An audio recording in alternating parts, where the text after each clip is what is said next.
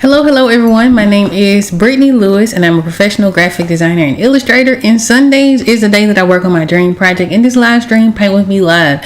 So today is no exception to that. We're going to be working on the Cosmic Gateways Tarot, which is the dream project in question, and we're going to be working on the Five of Swords for this particular project. Now, if you would like to support me in any way, shape, or form before we get into our live stream, the quickest and easiest and the freest way to do that is to hit the like button. It helps push this video out to more people who might like the same kinds of videos as well. And also, I got a goal of reaching 1,000 subscribers, so if you guys have not yet subscribed, I would love to have you be a part of this channel and watch live. I stream live twice a week, Wednesdays at 12:45 for Bring Your Own Project, and also on Sundays for Paint With Me Live. Hey 10 lady, shout out to you in the chat.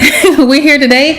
It's been a very eventful Sunday so far. It's been great. So recently I spoke about a commission that I had, and so I finished that and was able to drop that out or show the client today. I haven't dropped it out because a few things I need to do in terms of varnishing and all of that, and they were super happy with it, and so that made me feel good. So that was a great start to this awesome Sunday morning. Memphis has been getting lots of rain so it's between like sunny and gloomy because our weather is very polar. It's either one extreme or the other, so we've been getting tons and tons of rain. So it was really nice to have that really awesome interaction. Other ways before we get into our live stream that you guys can support me is by visiting the links down in the description. There are going to be ways for you to hire me if you have a project that you think I would be a great fit for, and also if you want just a custom piece of artwork, I have links for that, as well as a shop where you can get pieces that are already in existence.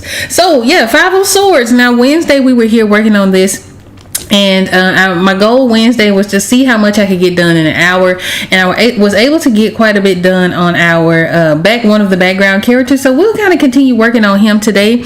I'm using the 3D model here in my reference panel, and I don't recall the website, but I think this is a screenshot, so let me see what the website was. It was from Pose My Art, which is a website that uses 3D models to allow you to pose them into different sort of poses, and it allows you to direct the lighting, so which helps out a whole lot. And so we're just kind of using this as a blueprint to know where light and shadow is on my illustration, and then I'll add extra information from other references to flesh out this illustration. So it's been a minute. I say this every Sunday for the last couple Sundays. It's been a minute that we've been on a regular schedule. Life has been really picking up in terms of being able to do a lot more creative projects for other people, and just sort of exploring different modalities of creativity in the last few weeks. So it's been busy in the most great, breathtaking way possible, because leading up to this sort of year in general, of course, we've talked a lot about some of the challenges that I've personally faced. I know a lot of artists have faced just in recent years, navigating creativity in this very different space where AI is very much a thing, where jobs are being lost, where people are just sort of having a different time finding their footing, readjusting, sort of acclimating to this new environment that we find ourselves in. So I'm no exception to that. I noticed not a decline, but I guess a decline is the right word in 2023. Thankfully, it is starting to sort of pick itself back up and sort of level it out. Of course, AI is not going anywhere. It is I don't want to say an art form. It is a technology that I am very conflicted about. In terms of the generative AI, I am not a fan of it. I think that, of course, people should have been paid that are sort of the art that's been used to train these models to create the images that are being generated. Those people should have had the option to opt out of being a part of that, as well as being paid for the images that are sort of fed into that algorithm or that machine or that technology. So that's where I kind of stand on it. But I don't know yet how affected I am by that specifically, aside from the fact that I know that a lot of the clients that I've worked with in the past who have maybe never hired a designer before, that seems to be the way that a lot of them sort of gravitate towards. I kind of understand why, but I don't know yet if I am greatly affected by it. But what I will say about it is that being an artist who is able to sort of show the work, who's been around for a while, even if you're new in it, being able to sort of speak about and articulate what it is that you do as an artist, and having handmade work, even digitally done, right? So I'm drawing on the screen on with a stylus on a computer screen, even that, being able to show the process and the thoughts behind the work that we create, I believe is going to be a superpower. And also you're going to stand out against the images that all sort of look the same. AI is real easy to point out because it has a look to it. So being able to create uniquely from your own skill set, from your own talents, I think is going to be a superpower. And that's sort of where I am with it. So yeah, I have been rocking and rolling. I just finished up again a painting that was a commission, and this was an acrylic painting. I also have art in a museum, which I was talking about. I keep talking about it because it's such a big deal. Having art in a museum for the very first time in my whole career, right? Being someone who did not complete college, I got real close. I dropped out at the end of my junior year, so I only had like 20 something credits to get before I graduated. So being someone who did not complete the higher educational part of it, but still was able to make a career out of the field of study that I was studying, and move forward and continue to create and do all of those things, and to now have art in a museum is something that I'm super proud of. Now, in terms of finishing education, maybe that's something that I will entertain a little bit later, but I will say that I've had a pretty great career so far, right? And so my goal is to continue to create, continue to be authentic in expressing who I am through my creativity, and just seeing where I can go, doing as many side quest missions as I possibly can, which to me, I take the museum experience, that was definitely a side quest sort of activity, because it wasn't something that I even imagined 3 weeks before the actual exhibition, because I only had 2 weeks to complete something for it, right?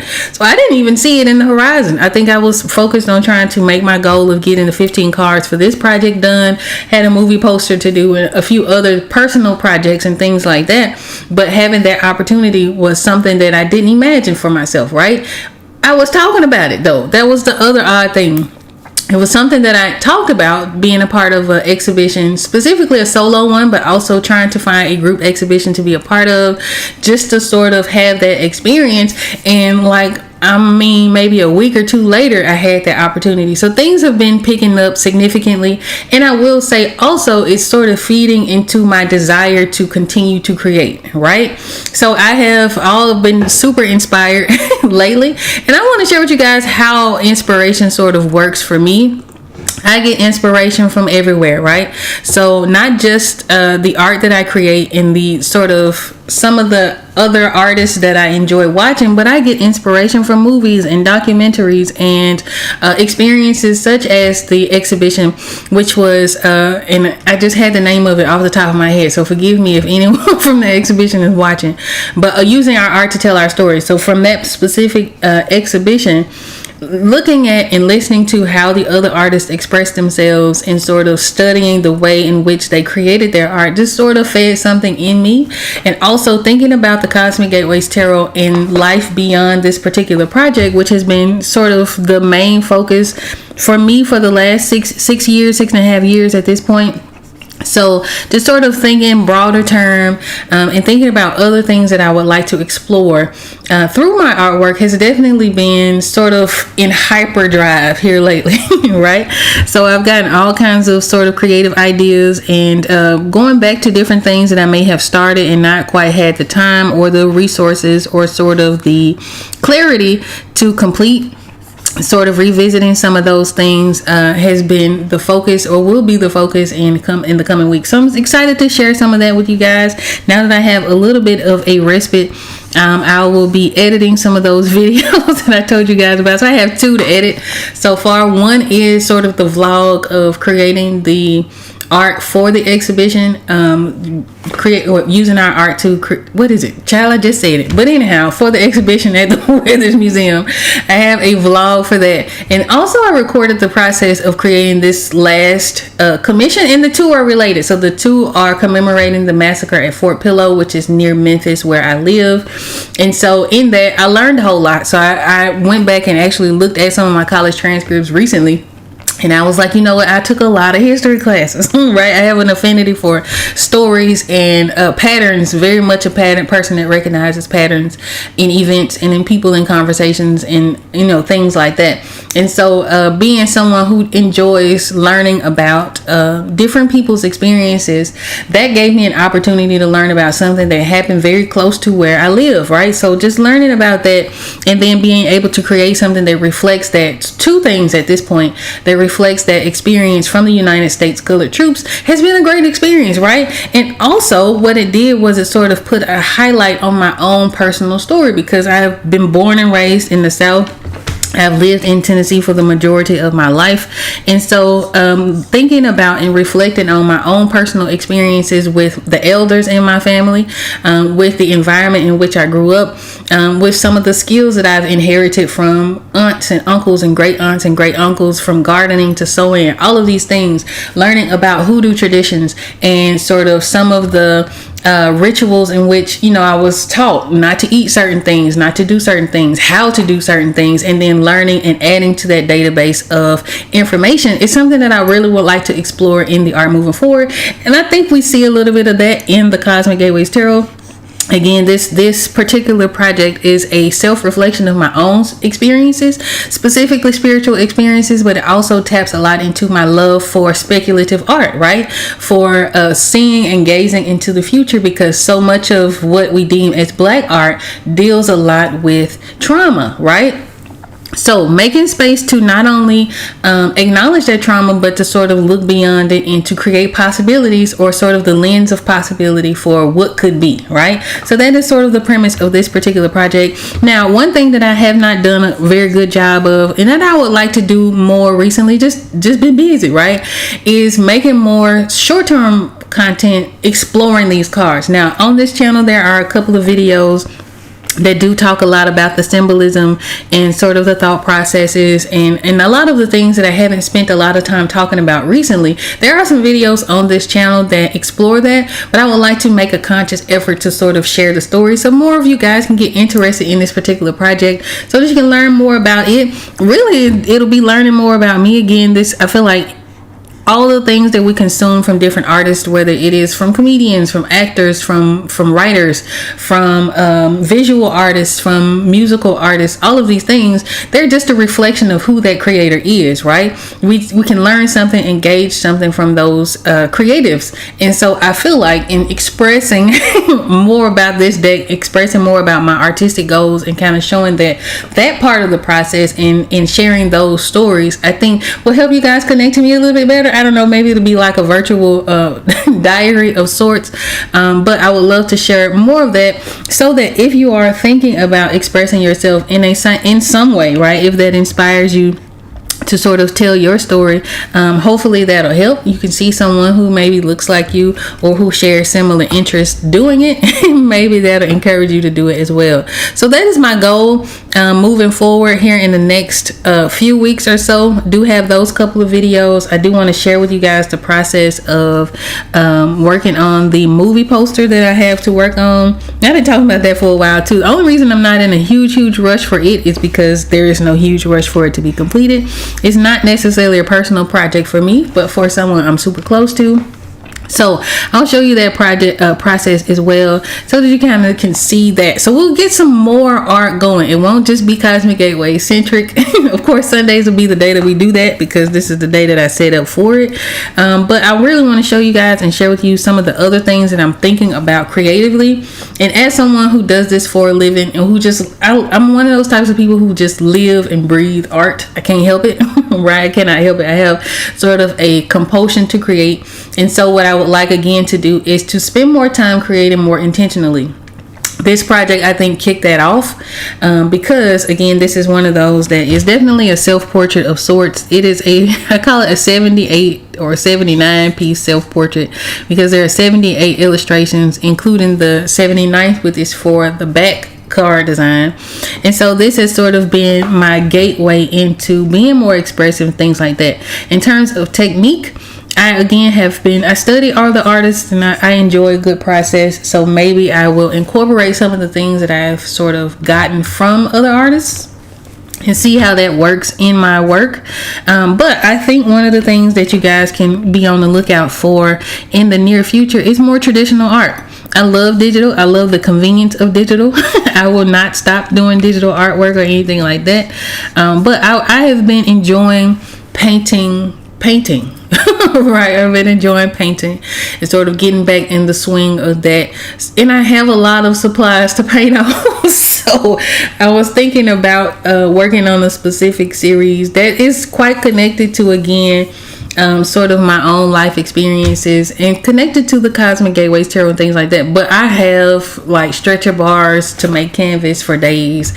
I have like buku raw canvas just sort of sitting around. I do have paints and things like that I've had for a long time, and not just acrylic paint. I have oil paints. I have water soluble oil paints. I have watercolors. I do not yet have gouache. That is one thing that I would like to try and experiment with, but I have all of the supplies and the tools to create, and so I would like to kind of make use of some of those things so that they don't go to waste, right?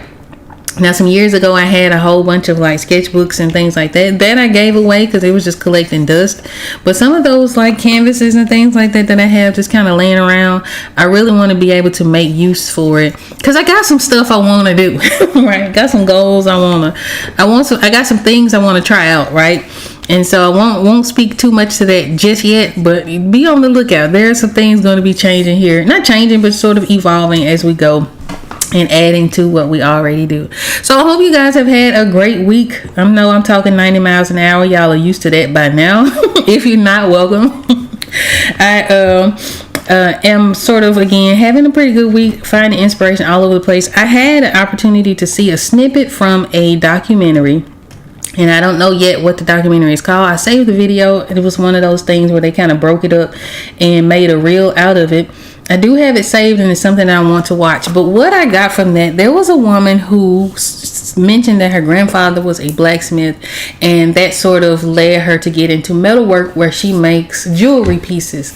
And there was something about the way that she expressed it and showed it, and the way maybe it was filmed and edited, I don't know. But I was just feeling hella inspired by it. And so that'll be some of the subject matter that I will tackle, just sort of the Black experience from my perspective, right? From living it, from being a Southern Black woman, from being a very spiritual Southern Black woman at that. And I don't mean in the sense of religious, because certainly not, but I want to explore some of that. So we're gonna get into it. Right? So before we do any of that, what I'm doing right now is I'm actually working again on this background character for the Five of Swords. Now, the Five of Swords is a card that pretty much sums up to winning at all costs. Swords are a suit that deal with the mental and the mind, right? So this is someone who not only fights well, because it is a sword, so it deals with, you can take a bit of violence and movement, very swift movement. This is someone who completes something extremely quickly. But this is someone who also is very sharp in mind, right? So this is someone who not just fights physically. This is someone who could take you down just mentally, right? So she could be someone who's mentally superior to these warriors that she's taken down. But the idea for the card that I'm illustrating is largely inspired by the deity Kali, also by the deity Sekhmet. Both of those share very similar energies, very similar stories. Another great example would be Lilith, sort of that strong feminine rage, right? Women who sort of channel that. And so that is what I am modeling this particular character in the story of this card after. So I want her to be a Kali-esque, Sekhmet-esque, Lilith-esque character, right? Now, in the original image of Kali that I am pulling from, Kali is kind of sticking her tongue out, because in her fight in taking down the demons that she was fighting, she had gone too far, and she had to be stopped by someone a little more celestial than she is. And so in that, she has her tongue stuck out, just sort of stopped, right? She has all of these things. But in the illustration that I would like to create, in the story that I would like to tell, I don't want this character to feel like she's gone too far. I want her to feel very brutal. I want her to feel like she could go further, right? So I did not include her tongue sticking out, although her mouth is open. that was something that I wanted to make sure that I was very conscious of as I was creating this image. Now, in terms of who she is, now remember, the Cosmic Gateways Tarot is a deck that encompasses a lot of the African diaspora, also encompasses a lot of mythology and spiritual beings and creatures and things like that. But I do want to point and give acknowledgement to the African diaspora as it appears all over the world. So in that, I wanted her to be, or modeled her after, not only Kali and but also the Agoji women of the Dahomey tribe. We saw them depicted in the movie Woman King. These women were warriors who were regarded as extremely brutal, and in their warfare, especially against the French, it caught the French off guard because they were not accustomed to fighting women. So it worked in their disadvantage for a while until it just got to a point where it's like, okay, we got to win this fight. And so with these women, as we saw in the movie Woman King, were very well trained, very well disciplined, but they were some brutal women, right? Very brutal warriors. And so to me, that sort of embodied again the energy of Kali, the energy of Sekhmet, the energy of Lilith. And I wanted to add those women into this particular illustration. So the costuming for my main character is going to be modeled after the Agoji women. In terms of the people who she is slaying, I probably do two men and a woman. I think the person, the second character on the ground, I think I'll probably make that a woman. But I wanted it to feel as though she's just as fierce as the Agoji women were. So in terms of the costuming for the man that we're working on in the blue, I'm actually going to pull from a card that I completed last year, which was the Four of Cups. Now in the Four of Cups, we used the costuming actually from another card that was from the Knight of Cups. So I'm going to keep it consistent in that realm. What story you get from that will be very interesting. And I think that's one of the things I'm super excited about in terms of releasing this project, is seeing what you guys read in the artwork, right? What patterns do you realize? Some of that is going to be subconscious on my part. You know, it just kind of happens as you create. Some of that will be consciously done, like me matching the costumes between the Knight of Cups and the Four of Cups, and then again in the Five of Swords. I don't have a particular reason for that, but I would love to know you guys' interpretation for how you read that. So if you're not quite familiar with the Four of Cups, it is down here in the reference panel. No, let me not do that. It is in the reference panel. Now, when I was designing this image, my idea was to have our central character, also a woman, paying very much more attention to these three crystal bowls that she has. But this warrior type character, or this sort of knight in shining armor type of character, presents her with a metal bowl, maybe a different option. This card deals a lot with sort of apathy and detachment from the things that are going on outside of her own particular point of view.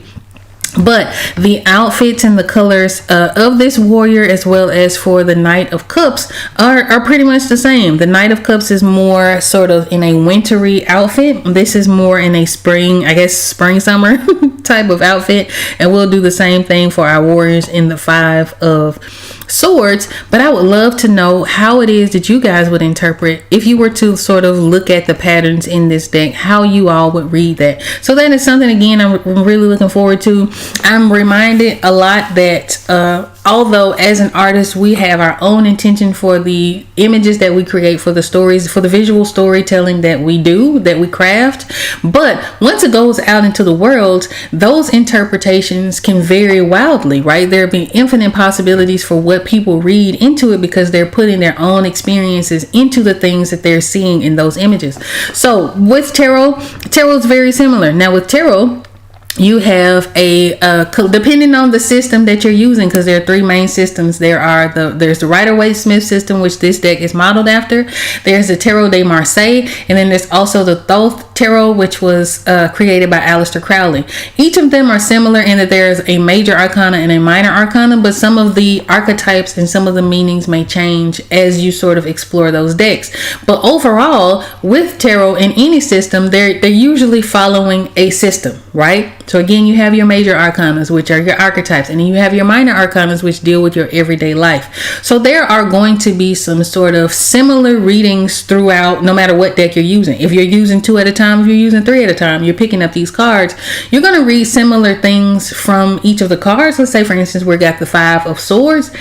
but the nuance comes with how the artist depicts those images, right? So I may pull out the being unstoppable, right, or being someone who doesn't have limits or boundaries, as she is sort of winning at all costs. Someone else may have a much more subdued take on the same card. So I'm super interested in seeing how the interpretations come together as people read these cards, whether they're reading intuitively or whether they are using the second book, which will, or the guide, either of the guidebooks that will accompany this deck. That is something I'm super curious about. Again, I'm reminded of this recently because I had done a painting and someone saw themselves in it, and it wasn't necessarily the intention. But you have to remember that as people are consuming art, they're going to see what they see from their own personal experiences in it. So I think that's really going to be an interesting thing to not go through, but just to sort of witness. I think that's going to be real neat to witness. I am really looking forward to that.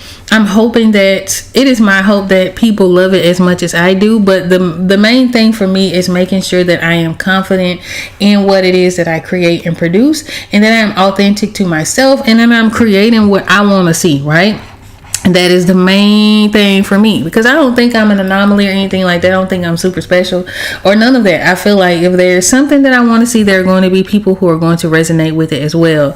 And so, I'm excited to find those people, right? Some of you guys who've been here with me for a number of years, we've come across each other. We've had really beautiful conversations and things like that. And I appreciate you all so much. Whether you share these videos, whether you share these images, whether you're using the images for your phone backgrounds or whatever the case is, whether you're just sending me a kind word, or if you bugging me to find out when it's gonna be done and completed and ready to go. I appreciate all of it, right?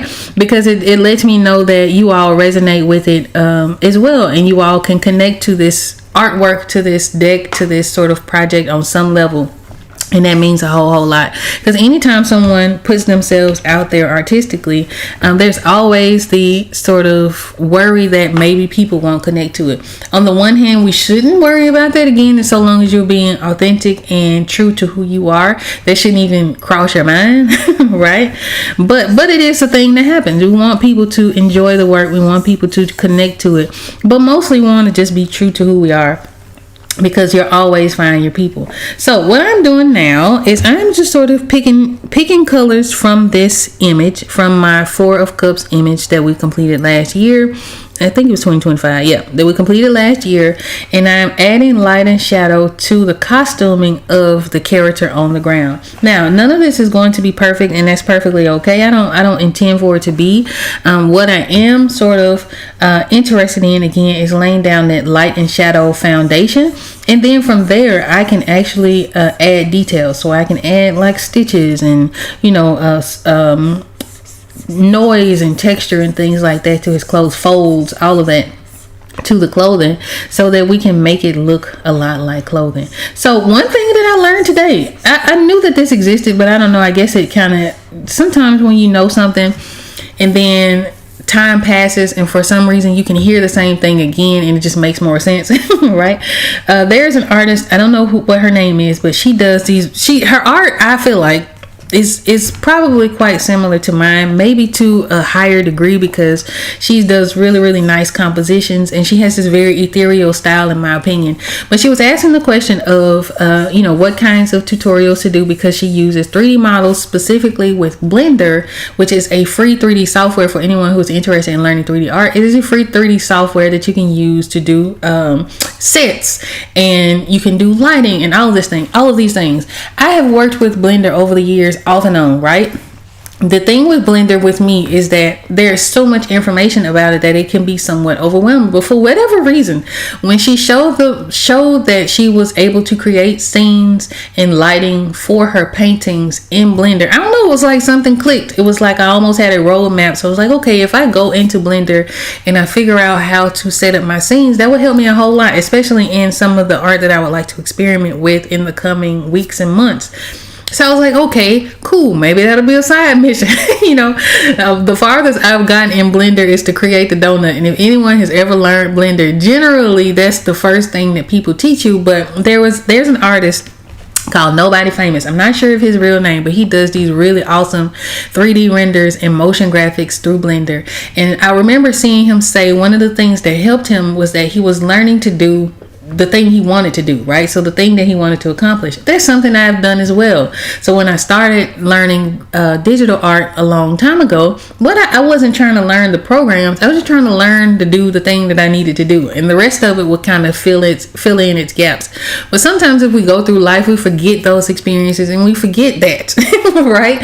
And so seeing him say that and then seeing that post today, I was like, you know what? That makes a whole lot of sense. So instead of learning the whole of Blender, maybe just learn how to set up scenes, right? How to pose your characters. Because as it stands now, I use primarily Clip Studio Paint to set up characters, but it has its limitations because you cannot light the whole scene. So if I have 3 characters, so for instance, I'll show you again the 3D models, 3D scene that I set up for this particular illustration. I did through, I think Pose My Art was the name of the website. It was just one I found at random, doing a random search and played with it. And I was like, okay, well, this is the pose that matches my thumbnail.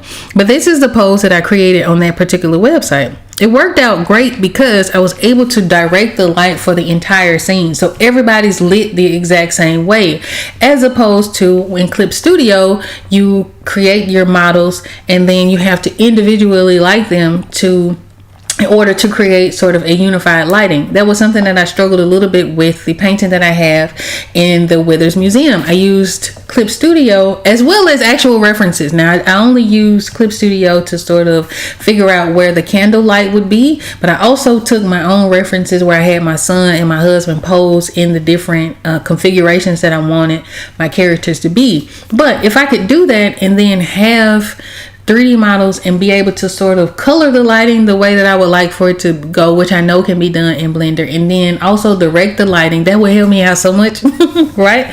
So again, I get inspiration from all over the place. I don't know that I have a desire to do 3D characters so much as I would love to be able to create scenes that I can then paint in my own, whether it's a traditional painting or a digital illustration, especially when it comes time to do children's books, which takes a bit of figuring out, right? You have to figure out the poses, then you have to put your characters in action, and all of that would be super helpful if I could already have sort of that motion captured, right? So learning about that. Also on Threads today, I saw someone who was coming out of an art block. She described it as having, I guess she had some issues and mental health and things like that. And so she was trying to figure out how to get back into her creativity without sort of going through what she had been experiencing, which sounded a lot like anxiety as soon as she picked up a pencil. Now, I don't know what caused it. She didn't share and divulge that much information. But one of the things that I found in this year alone that has helped sort of allow my creativity to soar is to explore other modes of creativity. Now, I describe myself, as I introduce myself on these videos, as a graphic designer and illustrator. The truth of the matter is I am what is called a multidisciplinary artist, right? So I'm author. I've authored books. I have books in the works. I'm also a painter, and then I do graphic design, and then I do illustration, and I also have a little hobby of photography, right? I don't know that I'm good enough at photography to mention that in the disciplines, but that is something that I like to explore. I also sew and garden and all of these different things. So I would describe myself, depending on the room I'm in, as a multidisciplinary artist. What I find is that whenever I'm stuck in one sort of mode of creativity, if I go and explore something completely different, it could be photography, it could be dance, it could be singing, whatever the thing is, right? If I go and explore something different that still allows me to have that creative outlet, it always inspires the main things that I'm working on. So sometimes as we come across these moments when we're not feeling particularly motivated to create in the way that we're usually creating, sometimes the idea is just to go try to do something else, right? That helps when we talk about manifestation as well. Whenever you're sort of stuck in a rut, whenever you're sort of feeling like you don't know quite how to move forward in something, whatever that thing is, sometimes it's a good idea to go and do something else, right? Just walk away from it. just walk away from it. So for instance, with this deck, this is a great example of this. For this deck, I have had all kinds of moments of being stuck and not knowing how to move forward, specifically when it comes to the last 4 cards of the major arcana that I have to create. That's the sun, the moon, the star, and the chariot. Now, I started this deck with the chariot. That was the very first card I attempted to create, right?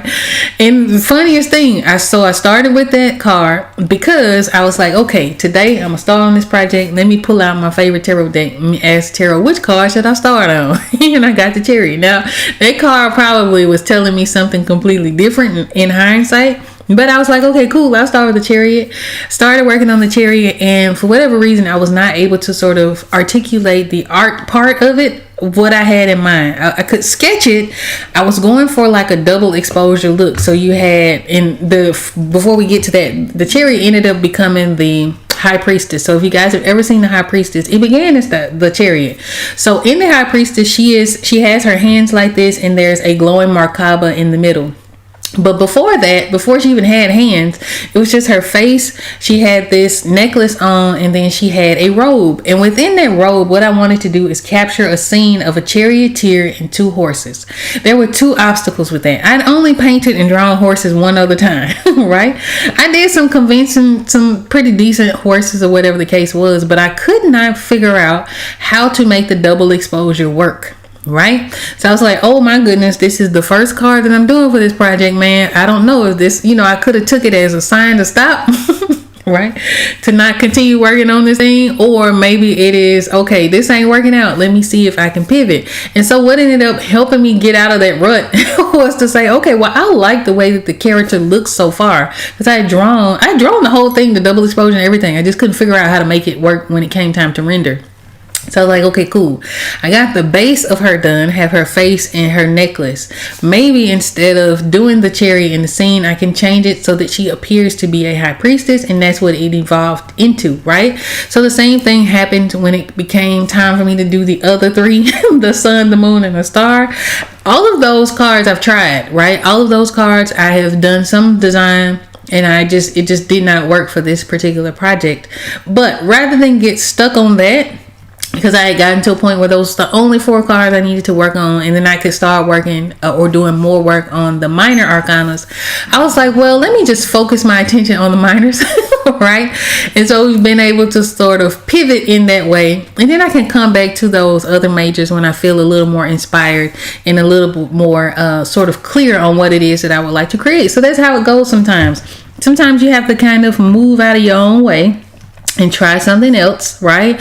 Or go do something else. It can be related or it can be unrelated. Sometimes going outside for a walk when you're having a time where you're frustrated with whatever, right? It could be with life. It could be with kids. It could be with bills or whatever the case is. Sometimes getting out of the house helps sort of clear your mind and redirect your focus into something else. And so that is a practice that I find extremely helpful when I am working through specifically art, but just in life in general. Just go and do something else. I have much more practical experience with it when it comes to artwork because most of my time is spent in this particular field. So I find myself running through those art blocks sometimes, or sometimes it's fear. Sometimes it's that feeling of that imposter syndrome, right? Sometimes you can have this grand idea or what seems like a grand idea because it is so different from what you normally do that it is difficult to move forward, or you just find reasons not to, or you get kind of stuck in your head and sort of stuck in this like hamster wheel of thoughts, and you just don't do anything. Sometimes just walking away from it helps, right? Sometimes watching other people create helps. Sometimes watching other people do things that they enjoy helps. That helps me out a whole lot. So a lot of the information that I consume on YouTube, for example, a lot of it is stuff that I'm not necessarily interested in doing myself. But what draws me to that information is the fact that I can tell that the people who are expressing these things really enjoy it, right? So when I'm watching things like Tim Tracker, him and his wife Jen, they do like Disney videos where they go to theme parks and things like that. Or Ordinary Adventures, they also do theme park videos. Or I'm watching like Crosby Grace or the Yard Bros, they travel. Or different places like that. I think I like Outdoor Gear Review. All these people all these people do things that seem fun only because they truly enjoy what it is that they're doing, right? And to me, you can tell when somebody's just going through the motions because this is their job, and you can tell when people just really enjoy it, right? And so sometimes you have to sort of do something that you generally enjoy to inspire those other things. But so long, I feel like as you actually do enjoy what it is that you're doing, you're always going to come out on top, even if you're stuck, even if you're not really sure about how to move forward. Just sort of try to enjoy the process and try to enjoy learning as you go, right? So I'll be having to remind myself of this a lot.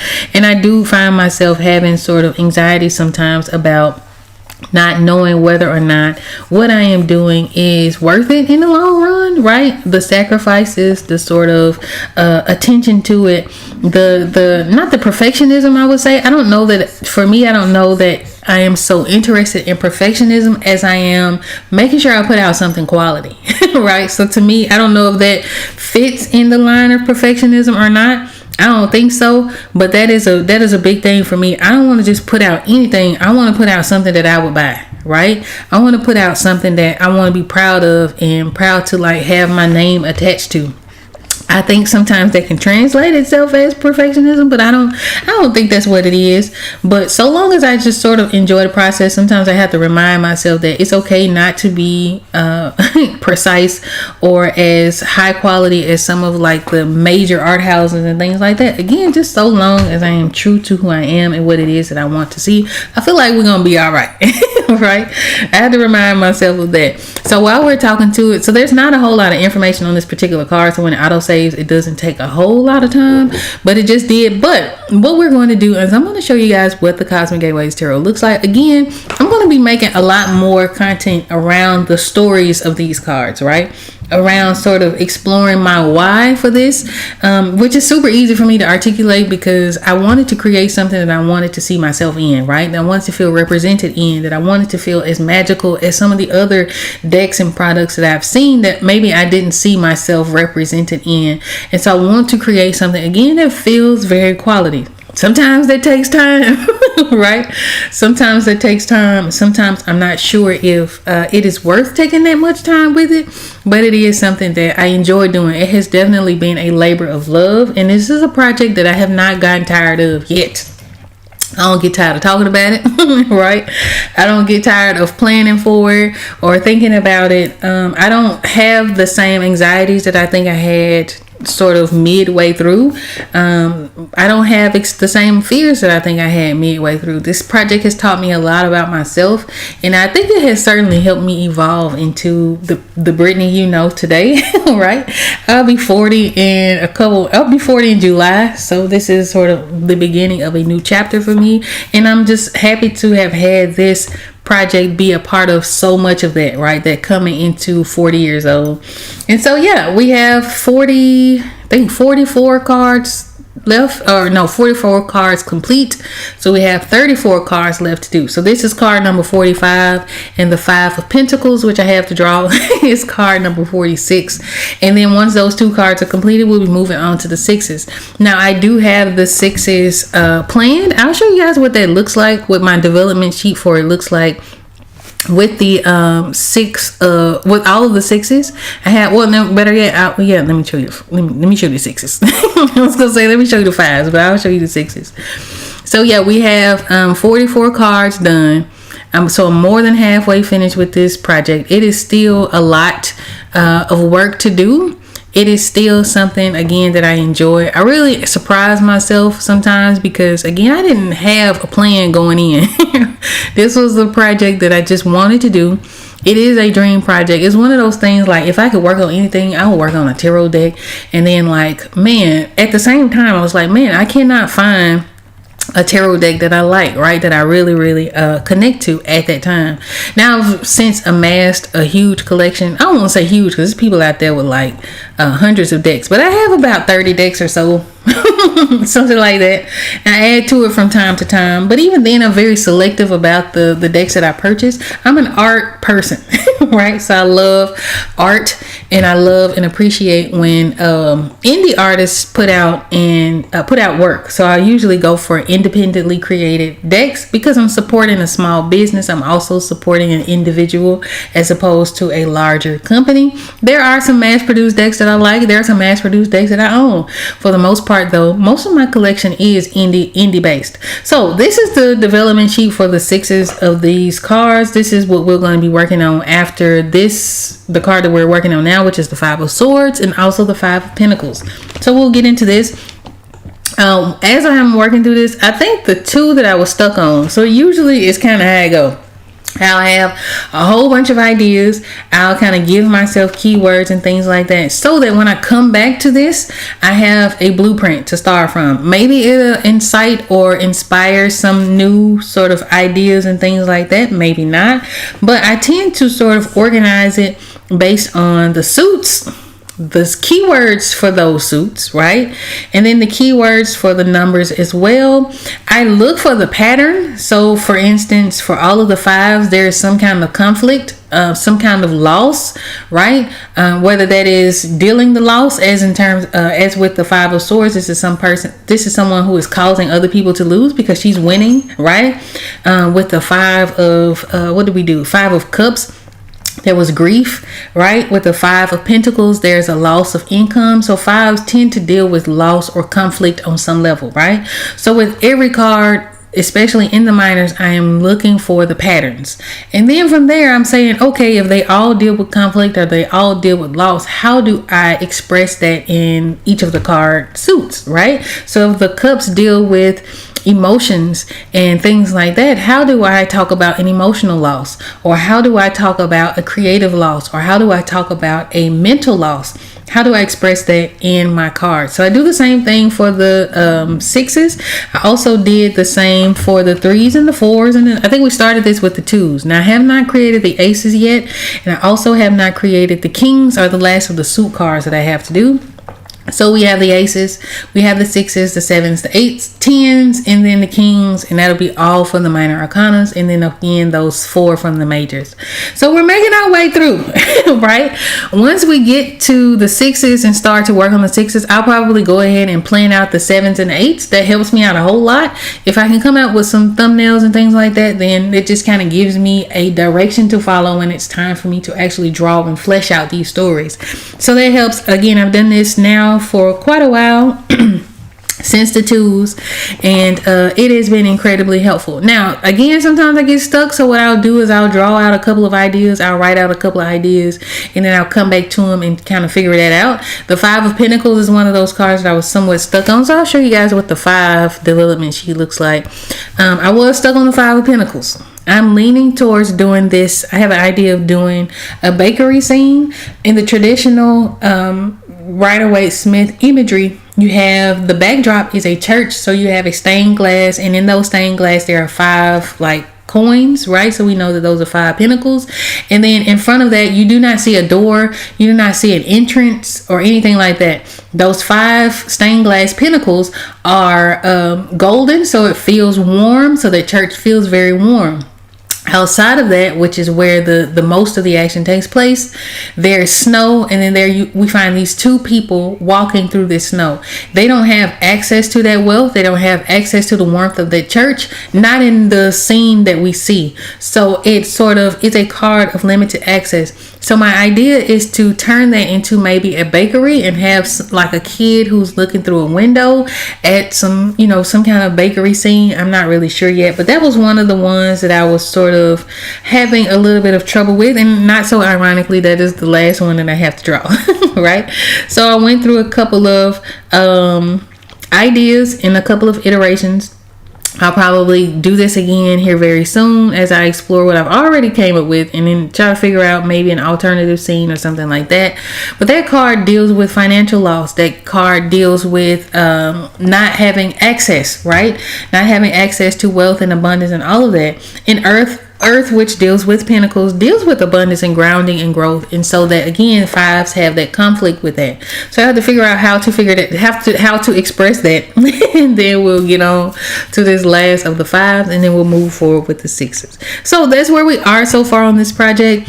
It's been, again, I started working on this October 2019. I was saying November until I found my original Chariot file.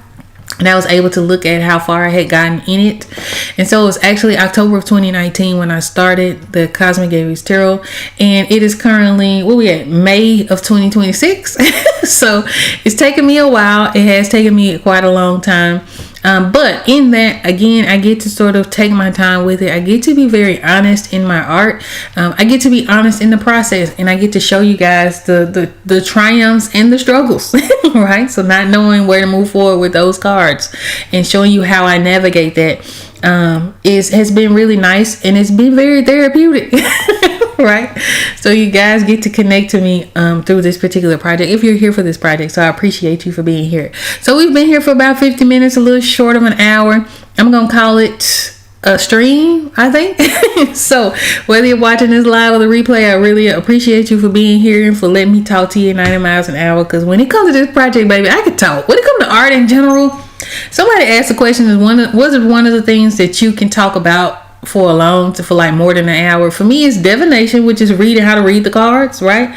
Or anything divination, not just dealing with cards, but like dice, all of those things, right? Stones, all of that. That's my speed. I love to talk about that. But also art, when it comes to art and creativity and being able to express yourself through your creativity, that's something I could talk about for a really long time. And it is something that I encourage you guys to try out. It doesn't have to be on the professional level, right? You don't have to strive for the highest of the high if that's not something that you're interested in. But I feel like having some kind of creative outlet balances out a lot of life. Right? Whether that is you singing, whether you write a journal, whether you write novels or fan fiction, whether you are in like your community theater and you like to act, or if you like to sing, or you like to sew or whatever. Gardening, I feel like, is an art form. I got a whole garden out there that I started from seed, and one of these days I'm gonna show y'all, because that's a flex. Right? Being able to start a whole garden from seed, that's a huge flex. But just being able to do that and express yourself and to create something and to allow something to grow in a very positive way, I feel like balances out a lot of the stress that we often encounter, especially in the world we live in today, where we are inundated with it constantly. It used to be where it was just on the news, but now that we have social media, we're seeing a lot of the same things over and over and over again across platforms, right? So with that, having some kind of creative outlet, having some way to express yourself and to tell your own personal story, I feel like helps to sort of neutralize a lot of that. It helps to balance so much of it out. So if I can help you in that way, if there's something that I can show you guys along my own personal journey through the creativity, if it's some other form of creativity that we can explore together, I would love to do that. Wednesdays is, again, one of those days where we sort of work together. Now, we may not talk as much on camera, but I'm in the chat, so I'm always looking forward to hearing from you guys and hearing what it is that you're working on, whether you're just working right at work at your regular day job or whatever the case is. I would love to hear how you're moving through life and how you're navigating through that. And for my creatives out there, I would love to know how you're going on your creative journey, whether you're a new creative, whether you're a super professional, right? Whether you're like, MFA, Masters of Fine Arts, or whatever the case is, whether you're studying for your masters. I would love to hear about it. Would love to know about how you create, what you create, your story, and all of that, and learn from you. So let me know. You guys can shoot me an email or DM. Facebook is the only place I'm really not very frequent in when it comes to DMs, but you can DM me on Instagram, for example. I think Threads now has DMs. You can email me. All of the information will be in the channel. If you go to the About section, you'll see my email address there, as well as my website, so you can shoot me an email through my website as well. So yeah, I hope you guys have a happy, creative, and prosperous weekend. Again, whether you're watching this live or the replay, I truly, from the bottom of my heart, appreciate you all for being here. Don't forget to say hey. If you didn't do it in the chat, make sure you do it in the comments. And until next time, peace.